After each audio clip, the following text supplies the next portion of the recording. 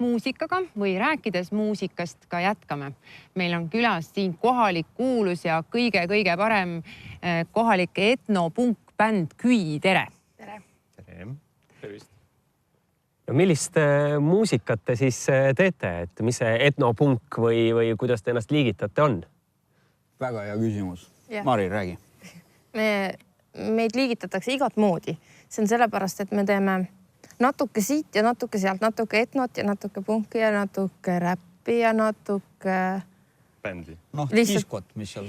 Aga ma näen, et teil on pillid, on sellised Eesti rahvapillid või sellised nagu rahulikud pillid, et kas nendega siis annab kõike seda teha?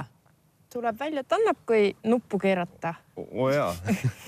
See on kõige metallim pill üldse, mis olemas on tegelikult. Kuidas seda kutsutakse siis? See on mandocello. Suur mandoliin. Ja siis see on väiksem? See on väiksem, jah. Päris lõpuni nõus, sest et mul on siin... Veel metallim pill, jah. Mis parmupill või? Parmupill. Parmupill koguni. Üleni metallist.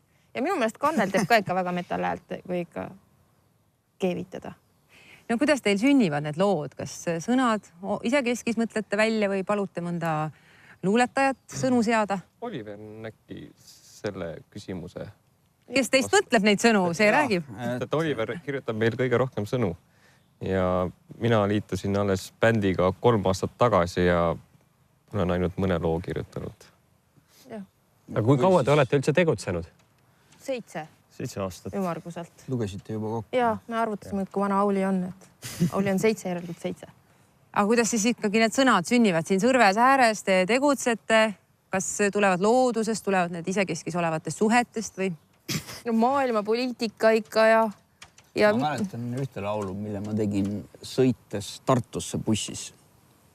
Ma nagu mõtlesin ühte lühilaulu välja selle sündmusega, kuhu me lähme ja Mari üritas muga kogu aeg juttu teha ja ma nagu olin kuidagi äraolev ja siis Mari arvas, et me oleme nüüd tülis ja sellest tuli igavene jama.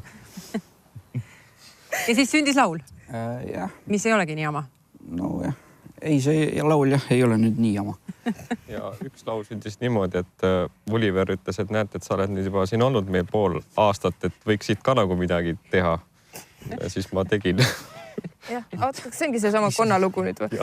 No, seda me täna mängime ka. Nii, et kuuleme ära konnaloo. See läks veel niimoodi, et sa tulid oma sõnadega ja Margus linistas sinna midagi peale ja siis sa tegid täiesti uued sõnad, et Marguse liininaga ühituda. Mäletad? Aga muidu teeme natuke ka rahvamuusika töötlusi, regilaulu töötlusi ja asju ka veel lisaks. Aga kus teid esinemas saab näha, et kas ainult Saaremaal või käite ka Mandri-Eestis? See kevad me olime Haapsalus näiteks. Eelmine kevad. See eelmine kevad, mis nüüd oli Haapsalus, aga eriti ei käi Mandril. Me oleme Lätti. Jah, aga me läheme Lätti hoopis. Millal me sinna lähemegi? Juulis. Teil oli põgusalt juttu laulust, üks laul, eks ole, mis me kuulsime, mis tuleb esitusele, võib-olla tutvustate. Ühe laulu sündimislugu me kuulsime, mis see teine laulu pealkiri on ja... Teine laul on kassilaul. No kui soovid. Oliver tegi kassilaulu, aga... Kuidas kassilaul sündis? Ma tegin kunagi hästi ammu mingid sõnad. See oli... Mis sa tahad? Jah, sa tegid need ammu. Tõin nad proovi. Laulsin ette nii halvasti, kui ma suutsin. Ja siis nad tegid sellele mingi muusika peale. Ja järgmises proovis ma siis ütlesin, et teeme seda, mäletate, mis me... et see... kus Margus tegi plännat, teate küll. Ja Margus, ma teen igas loos niimoodi. Marise, kus sa teed... Ei tunne ära. Pole eludes näinud. Toonane trummar ütles, et see, kus mingi kass oli, jah. Jah, see oli see õige vastus. Seal laulus tõepoolest on üks kass hästi korraks, 1 sekund. Ja nii ta selle nime saigi.